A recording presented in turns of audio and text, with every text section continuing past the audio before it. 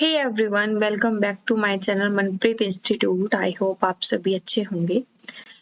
आज की particular video में हम डिस्कस करेंगे संगम काल के बारे में।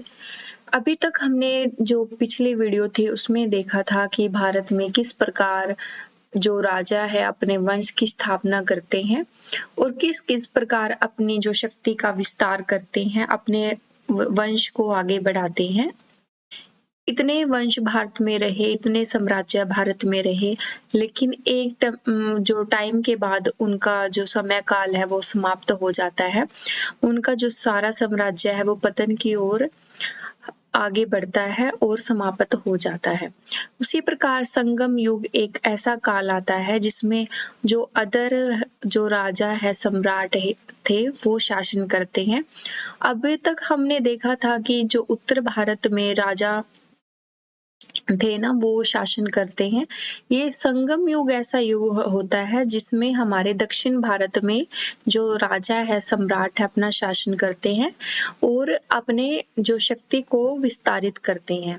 जिस प्रकार उत्तर भारत के राजाओं ने अपनी शक्ति को विस्तारित किया था, उसी प्रकार ये संगम युग में जो दक्षिण के राजा है वो अपनी शक्ति को विस्तारित करते हैं, अर्थ पूरे भारत पर अपना कब्जा जमाने की कोशिश करते हैं। यह काफी हद तक सफल भी होते हैं। जो हम दक्षिण का पार्ट मान लेते हैं वो केरल और तमिलनाडु साइड जो पार्ट है वो मान लेते हैं, वहां अपना ये शासन स्थापित करते हैं। तो बढ़ते हैं हम अपनी वीडियो में आगे। लेकिन अगर आप हमारे चैनल पर नए हैं तो प्लीज लाइक शेयर जरूर करें और चैनल को सब्सक्राइब करना ना भूलें, क्योंकि इससे जो है आपको जो अदर वीडियो होंगी उनकी नोटिफिकेशन भी मिल जाएगी। जो बेल आइकन है उसको भी प्रेस कर लीजिए आप। और यदि इस पर्टिकुलर वीडियो का पीडीएफ आपको चाहिए तो आप हमारा टेलीग्राम चैनल है जो उसे भी ज्वाइन कर सकते हैं, आपको वहां सारे पीडीएफ मिल जाएंगे। तो शुरू करते हैं हम आज का अपना टॉपिक, संगम युग। संगम युग का मतलब होता है, जो मोटी मोटी बात अगर हम ध्यान रखें, संगम युग का मतलब होता है जो दक्षिण की हिस्ट्री है, दक्षिण भारत की हिस्ट्री है, उसके बारे में जानना। यदि कहीं पर संगम युग की बात आ जाए या संगम काल की बात आ जाए, आपके माइंड में एक चीज क्लियर रहनी चाहिए कि ये दक्षिण भारत के जो राजा थे उनकी बात हो रही है। किस प्रकार दक्षिण भारत में जो राज्य स्थापित हुए, वंश चले, उसकी बात हो रही है। ठीक है जी, तो बढ़ते हैं अपने पॉइंट की ओर। दक्षिण भारत का इतिहास हमें जिस साहित्य से ज्ञात होता है उसे संगम साहित्य कहते हैं। अभी मैंने आपको बताया कि जहां संगम युग आ जाए, संगम काल आ जाए, संगम साहित्य आ जाए, वहां आपको याद रखना है दक्षिण भारत की बात हो रही है।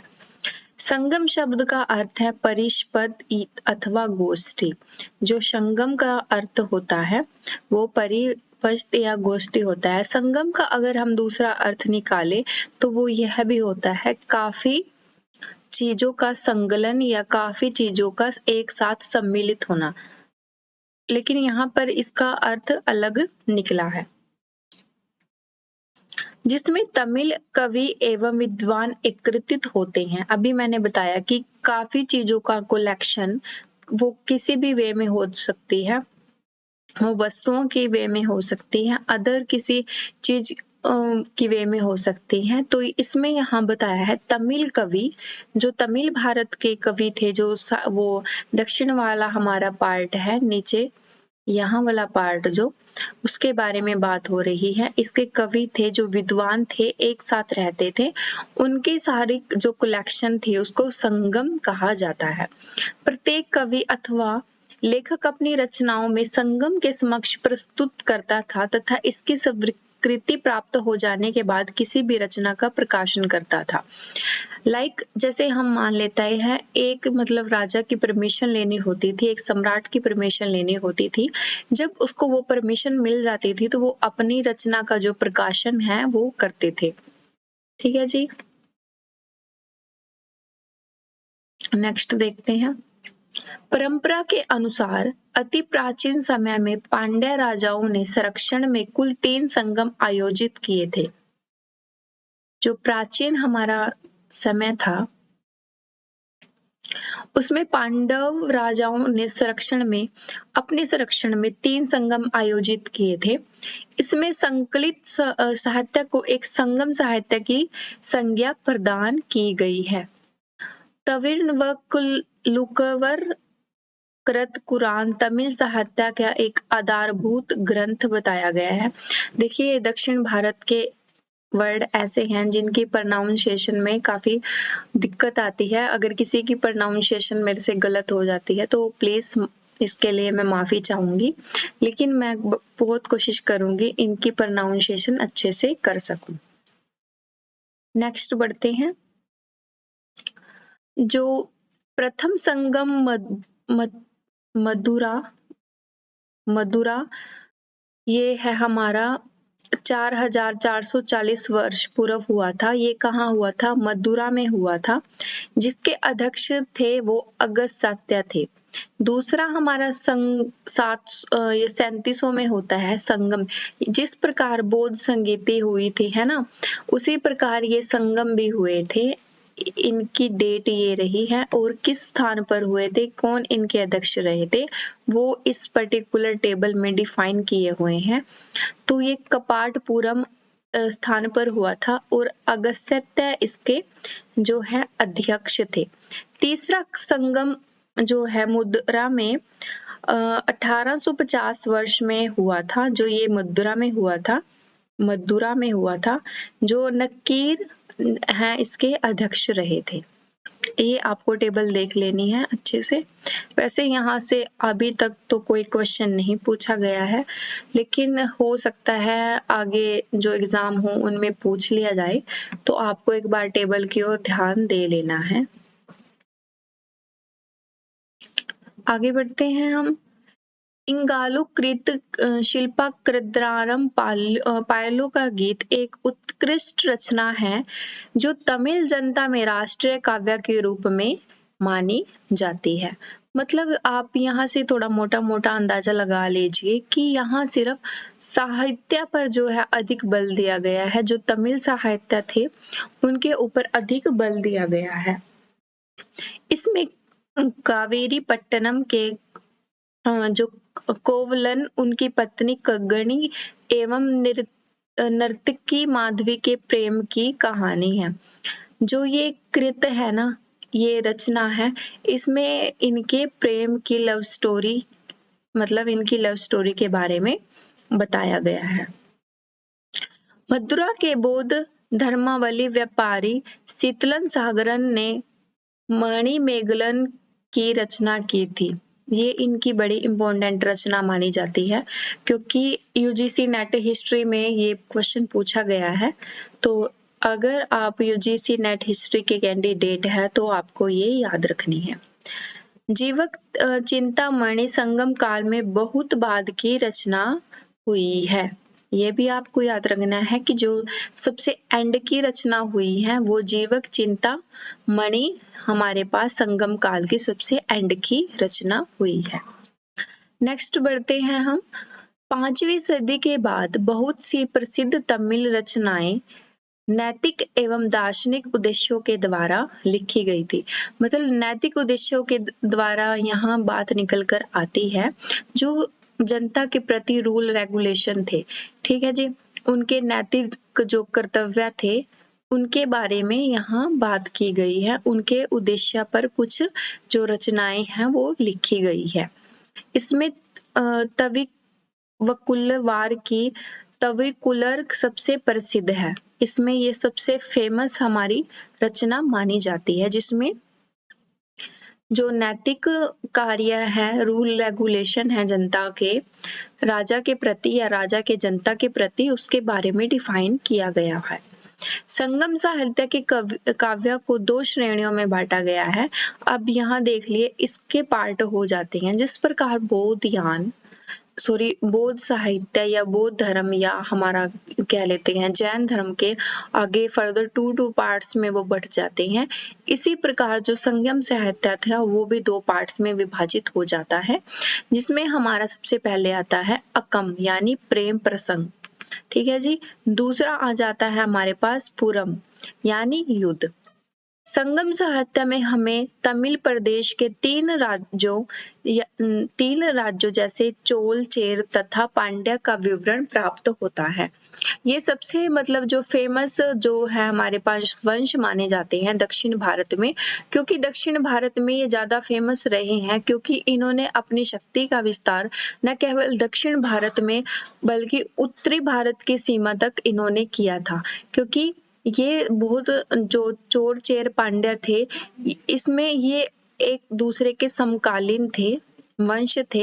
एक के बाद एक का पतन होता गया और ये मतलब अपने पतन से पहले इतने ज्यादा फेमस हुए कि उत्तर भारत तक इन्होंने प्रभावित किया था। संगम युगीन राज्यों में सर्वाधिक शक्तिशाली चोलों का राज्य था। जो सबसे ज्यादा फेमस और सबसे ज्यादा पावरफुल कौन सा राज्य था हमारे पास? चोलों का राज्य था। वैसे तो संगम काल में जो दक्षिण भारत की हिस्ट्री पढ़ते हैं तो सबसे ज्यादा इन्हीं राज्यों का जिक्र किया जाता है, चोल चेर पांडे का, क्योंकि इन्होंने ही अपनी ज्यादा शक्ति का विस्तार किया था, इन्होंने ही ज्यादा जो है युद्ध किए थे, है ना, अपनी शक्ति का विस्तार करने के लिए, अपने राज्य का विस्तार करने के लिए।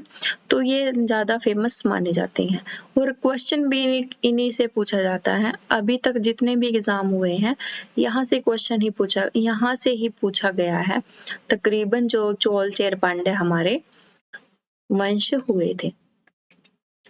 नेक्स्ट बढ़ते हैं हम। यह पेन्नार तथा दक्षिणी कुल्लार नदियों के बीच स्थित था। इसका सबसे प्रतापी राजा करिकाल था। अब नदियों के बीच क्यों स्थित था? क्योंकि ये हमारा केरल वाला पार्ट आ जाता है। केरल और गोवा वाला जो पार्ट है वो नदी के किनारे है, मतलब वो हमारा पानी वाला एरिया है, तो वहां इसके बीच इनकी स्थापना हुई थी। और सबसे प्रतापी राजा कौन सा था इनका? करिकाल। इसमें ब्राह्मण धर्म को राजकीय संरक्षण प्रदान किया गया था। अर्थ यहाँ भी ब्राह्मण वर्ग जो था धर्म था वो ज्यादा अधिक प्रचलित था, उसका ज्यादा प्रचार प्रसार हुआ था, इसलिए इन्होंने उसको राजकीय संरक्षण यानी कि उसको ज्यादा मान्यता इन कालों में, संगम काल में इसको प्रदान की गई थी। इसने कावेरी नदी के मुहाने पर बांध बनवाया तथा सिंचाई करने के लिए नहरों का निर्माण कराया। अब प्राचीन भारत में हम देखते हैं कि जो करिकाल राजा है संगम काल का, जो दक्षिण भारत में था, उसने सिंचाई का काम कराया था। और अगर हम मध्यकाल की बात करें तो मध्यकाल में शेरशाह सूरी हुए हैं, उन्होंने सिंचाई के लिए जो है काफी वर्क किया था। और मॉडर्न हिस्ट्री में हमारा आधुनिक भारत में हमारा जो अंग्रेजी हुकूमत यहाँ पर राज करती है, उन्होंने इसके बारे में कार्य किया था।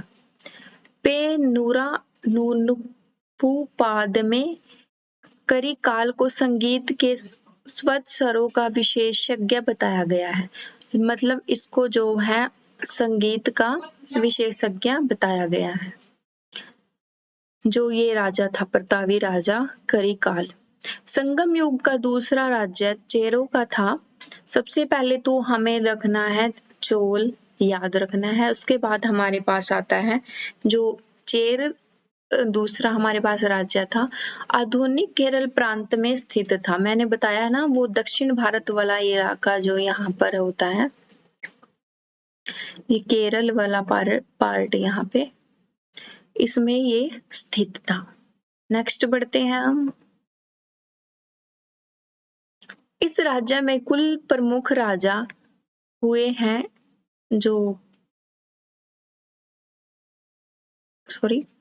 इस राज्य के कुल प्रमुख जो है राजा हुए हैं उदयन जीरल लगभग 1.30 ईसा पूर्व, नेदुई आदन 155 ईस्वी एवं सेन गुट्टू 180 ईसा पूर्व।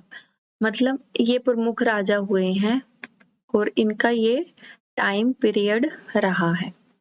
सेनगुट्टू वन ने अधिक राज की उपाधि ग्रहण की थी। इसने पत्नी नामक धार्मिक संप्रदाय को समाज में प्रतिष्ठित करवाया था। संगम युग का तीसरा राज्य पांड्यों का था, जो कावेरी के दक्षिण पर स्थित था। सबसे पहले हमें याद रखना है चोलों का राज्य था, दूसरा हमारे पास चेर थे और तीसरा हमारे पास पांड्य थे, जो साथ साथ एक दूसरे के समकालीन थे और अपनी शक्ति का विस्तार करने में लगे हुए थे, जिसके कारण इनके बीच में युद्ध होते रहते हैं। इसकी राजधानी मदुरा थी। पांड्य राजाओं में मेडेलियन सबसे शक्तिशाली था। बड़े अजीब नाम है दक्षिण भारत के। तो यहाँ तक आपका कोई डाउट तो आप कमेंट में पूछ लेना। नेक्स्ट बढ़ते हैं हम। संगम युग में मंत्रियों को अमायचान या अमायिचान कहा जाता था। राजधानी में एक राजसभा होती थी जिसे नावले कहा जाता था। ये ऐसी मतलब शब्दावली होती है जो हमें ध्यान रखनी होती है। राजा के न्याय को मरम कहा जाता था। युद्ध भूमि में वीर गति को पाने वाले सैनिकों के समान में पत्थर की मूर्ति बनवाए जाने की प्रथा थी। और देखिए कितनी मतलब ये अच्छी बात है कि जो प्राचीन हमारी कला थी, हमारी संस्कृति थी, आज भी उसको फॉलो किया जाता है। यदि कोई सैनिक वीर गति को प्राप्त हो जाता है, आज भी वर्तमान समय में उसकी मूर्ति बनाई जाती है। उसकी मूर्ति बनाने की आज भी परंपरा चली हुई है, एक प्रथा चली हुई है। तो हमें ये कहाँ से देखने को मिलता है? दक्षिण भारत की हिस्ट्री में संगम काल जो हमारा रहा है, और कौन सा वंश रहा है हमारा? चोर चेर पांड्य की जो काल रहा है, उसमें ये हमें देखने को मिलता है। राजा अपने आवास की रक्षा के लिए सशक्त महिलाओं को तैनात करता था। मतलब यहाँ जो फीमेल की जो भागीदारी थी वो भी बहुत ज्यादा थी, क्योंकि सशक्त महिलाओं को तैनात करता था, मतलब अपनी रक्षा हेतु या अपने आवास की रक्षा हेतु। तो मतलब महिलाओं की भी अच्छी स्थिति इस काल में मानी जाती है, क्योंकि उन्हें भी एक ऐसे पद पर नियुक्त किया जाता है जो मतलब जैसे मान्यता है कि सिर्फ मेल ही उस पद पर काम कर सकते हैं, लेकिन यहाँ महिलाओं को भी एक अच्छी पोजीशन जो है दी जाती थी। मतलब हम फीमेल की जो है कंडीशन भी इस काल में अच्छी मान सकते हैं। जो संगम काल के समय में जानने के लिए जल घड़ी का प्रयोग किया जाता था।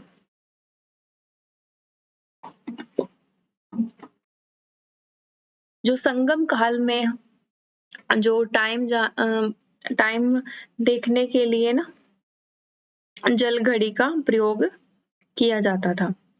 मतलब जैसे आज की नॉर्मल वॉच है, हम तो उनसे टाइम देखते हैं, लेकिन दक्षिण भारत में संगम काल में जो जल की घड़ी होती थी उसका यूज किया जाता था।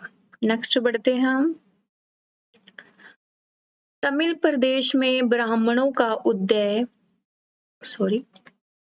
जो तमिल प्रदेश में ब्राह्मणों का उदय सर्वप्रथम संगम काल में हुआ था, जो का सबसे प्रतिष्ठित वर्ग था।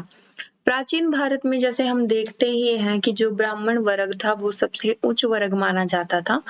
वो ही हर वर्ग के जो है का मतलब जो कर्म कांड है उनमें अपना सहयोग देता था, जो मतलब पूजा पाठ का कार्य था वो करता था, और इसको सबसे उच्च वर्ग माना जाता था। तो इस तमिल प्रदेश में भी, दक्षिण भारत में भी जो ब्राह्मण वर्ग था उसको अत्यधिक ऊंचा माना जाता था।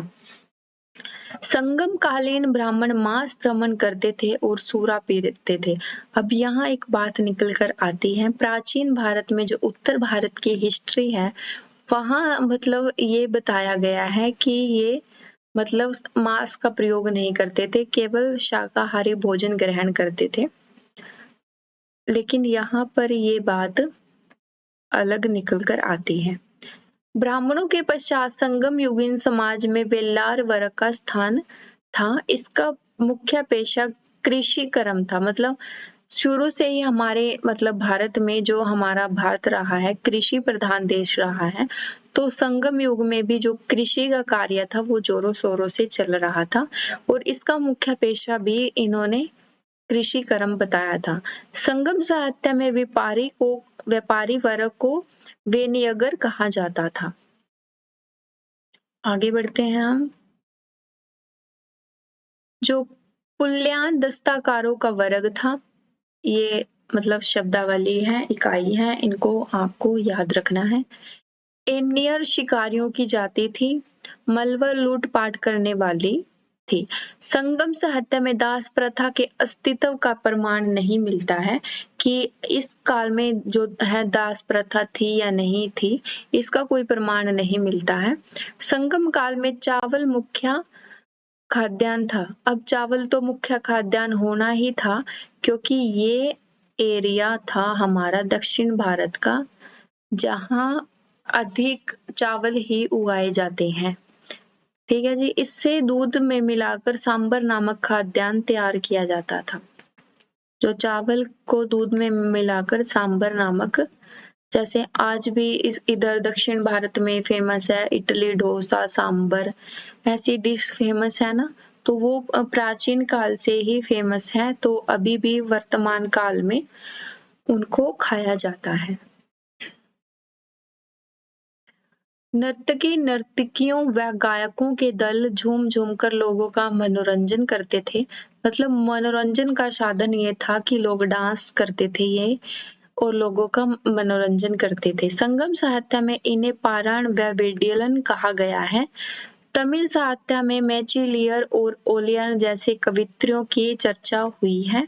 संगम काल के लोग कौवे को शुभ पक्षी मानते थे, जो अतिथियों के आगमन की सूचना देते हैं। आज भी हम वर्तमान में बात कर लेते हैं कि जैसे फॉर एग्जाम्पल अगर को कोई की आवाज आती है और वो बार बार आती है, तो हम मान लेते हैं जैसे ग्रामीण एरिया में कि ये आज तो शायद कोई मेहमान आने वाला है। तो ये दक्षिण भारत से जो प्राचीन हमारी हिस्ट्री रही है, वहां से हमें इसका होने का प्रमाण मिलता है, जो हम वर्तमान में भी काफी बार प्रयोग में ला देते हैं। आगे देखते हैं हम।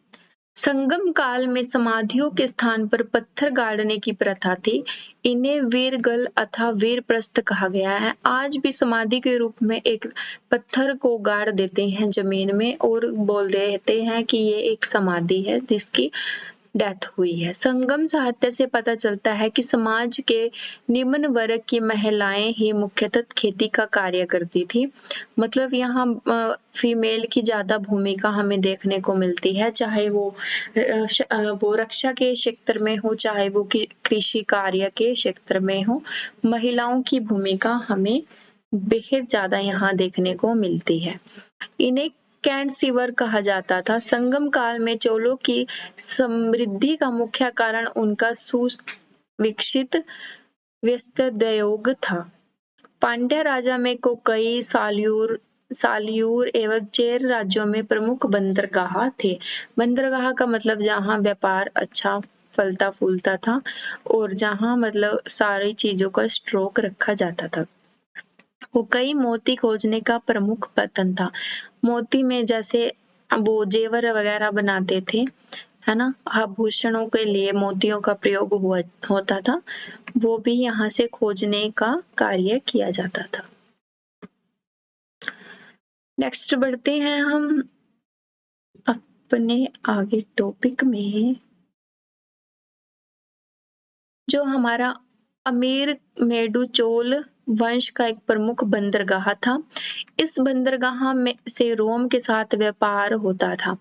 मतलब प्राचीन भारत में भी हमारे लिंक अदर कंट्री के साथ इतने अच्छे थे कि उनके साथ हमारा सारा व्यापार चलता था। चाहे वो आभूषणों का व्यापार हो, चाहे वो सोने का व्यापार हो, चांदी का व्यापार हो, तांबे का व्यापार हो, किसी भी वस्तु का व्यापार हो, वो अदर कंट्री के साथ होता ही होता था। यहाँ की खुदाई से एक विशाल रोमन बस्ती का पता चलता है। यहाँ मणकों के निर्माण का कारखाना भी था। तमिल देश का प्राचीन देवता मुरुगन था। ठीक है जी। तो ये थी आज की वीडियो। आई होप आपको वीडियो अच्छी लगी होगी। अगर किसी का कोई कमेंट है, कोई प्रॉब्लम है किसी टॉपिक पर, हमें तो बता सकते हैं कमेंट बॉक्स में। और प्लीज़ वीडियो को ज़्यादा से ज़्यादा आप शेयर करें, क्योंकि शेयर करने से ये हमारी वीडियो उन तमाम जो स्टूडेंट जो तैयारी करना चाहते हैं उन तक पहुंच जाएगी। तो प्लीज़ लाइक शेयर ज़रूर करते रहें। अगर किसी की कोई प्रॉब्लम है, किसी टॉपिक में कोई इशू है तो आप हमें बताएं, ताकि हम नेक्स्ट वीडियो में उसका सुधार कर सकें या फिर आपकी जो क्वेरी है आप उसका समाधान कर सकें। तो ये थी आज की वीडियो। और हाँ, जो ग्रुप डी के लिए हमारे पास काफ़ी मैसेजेस आ रहे हैं कि मैम बैच शुरू करो, बैच शुरू करो, तो हम वो करेंगे। 2-3 दिन उसमें लग जाएंगे, अभी कंटेंट उसको रेडी करने में टाइम लग रहा है। वो जल्दी बैच हम शुरू करने वाले हैं हरियाणा जीके का। तो हरियाणा के जितने भी कैंडिडेट हैं जो सीईटी ग्रुप डी की तैयारी करना चाहते हैं, तो वो उस बैच को ज्वाइन करें और अपना सिलेक्शन पक्का करें। तो थैंक्स फॉर वॉचिंग। जय हिंद।